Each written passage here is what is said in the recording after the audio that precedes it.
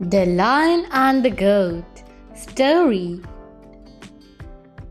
Once upon a time, a lion was hunting in the forest. As he roamed, he spotted a small goat grazing peacefully. The lion quietly approached, planning to catch the goat for his meal.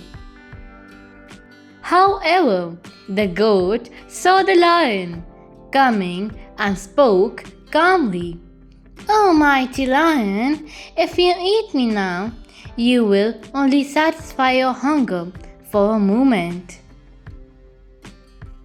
But if you spare me, I can show you a meadow where many goats graze. You'll have food for days." The lion thought for a moment and agreed to let the goat go. But as the goat ran off, he disappeared into the forest and never returned. The lion realized he had been tricked. Moral of the story: greed can blind you to the truth.